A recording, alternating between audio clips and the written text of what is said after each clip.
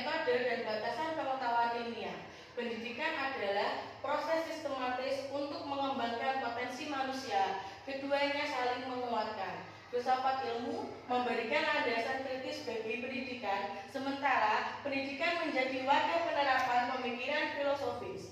Presentasi ini bertujuan memahami peran filsafat ilmu dalam mengawasi, memperkuat, dan menerapkan nilai-nilai dalam ilmu pendidikan.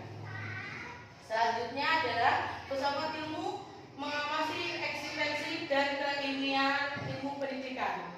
Filsafat ilmu berperan mengawasi eksistensi ilmu pendidikan sebagai bidang studi yang berdiri sendiri. Pengawasan ini mencakup metodologi dan validitas keilmiahan pendidikan seperti evaluasi metode riset dalam pendidikan.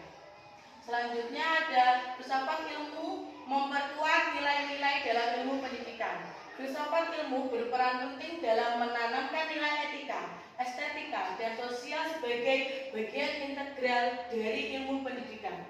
Hal ini memastikan pendidikan tidak hanya bermakna tetapi juga berintegrasi dengan nilai moral menjadi fondasi kurikulum pendidikan.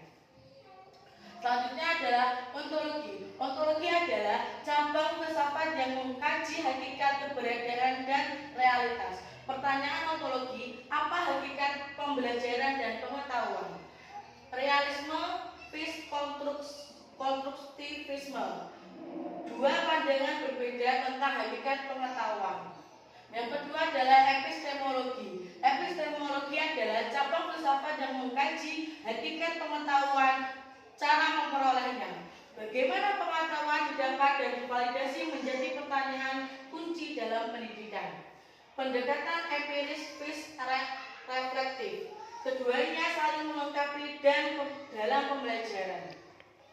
Aksiologi. Aksiologi sebagai kajian nilai dalam ilmu pengetahuan dan pendidikan. Peran nilai dalam menentukan tujuan dan metode pendidikan. Contoh, penentuan nilai dalam kurikulum dan evaluasi pembelajaran.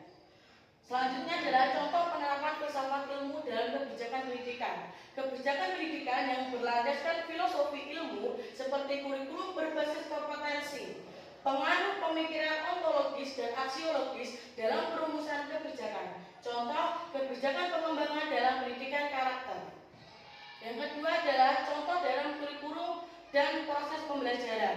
Filsafat diterapkan dalam desain kurikulum yang mempertimbangkan epistemologi dan aksiologi.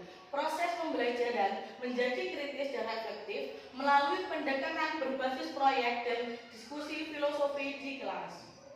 Kesimpulan, filsafat ilmu berfungsi sebagai pengawas dan penguat ilmu pendidikan. Sementara pendidikan bermakna memperkaya filsafat ilmu, ontologi, epistemologi, dan aksiologi menjadi pisau analisis kritis dalam praktik pendidikan nyata. Terima kasih dari saya. Wassalamualaikum warahmatullahi wabarakatuh.